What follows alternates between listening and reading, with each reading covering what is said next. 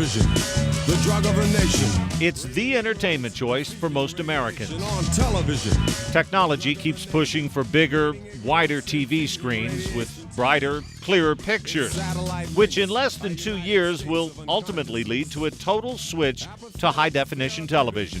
And extremely addictive. By the time the HD conversion happens in 2009, some experts predict more than 300,000 televisions could end up in landfills. Which brings up this question. What happens to all the junk inside these TVs? Right now we have electronic waste anarchy in Texas. There's not as much lead and mercury, though, in those. Robin Schneider's group, the Texas Campaign for the Environment, is pushing for legislation to outlaw dumping all electronic waste. Already in Texas, there are many lakes and rivers where you cannot eat the fish because of the mercury poisoning, and this adds to that problem. Right now, it's not illegal to simply put your old TV on the curb. We dropped it when we were moving into the house. And wait for the trash man. It's our understanding that it's less expensive to buy a new TV than to get one repaired. The Lamberts are like most Americans. It's easier and cheaper just to dump it. But Texans aren't just throwing out old TVs. Computers are becoming a bigger and bigger problem when it comes to landfills.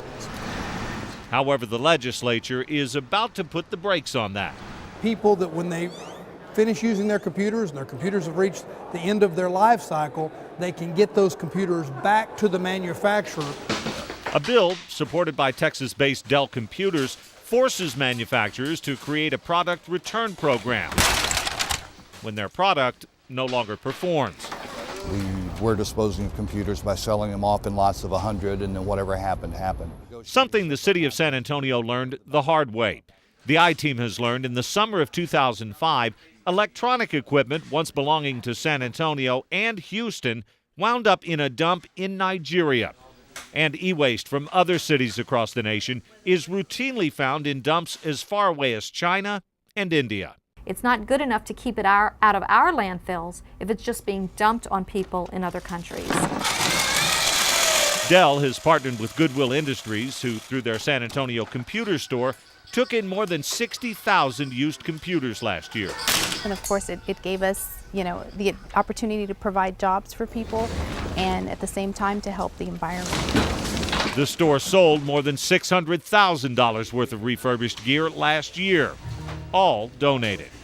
Even though we're throwing one away, if you know where I can take it, we'll take this one somewhere. Senator Watson's bill doesn't address all e-waste, which in this case doesn't really help the Lamberts, but he says it is coming. This is a big first step, and there's probably going to be a need for us to revisit this legislation and look at other things that we might need to address.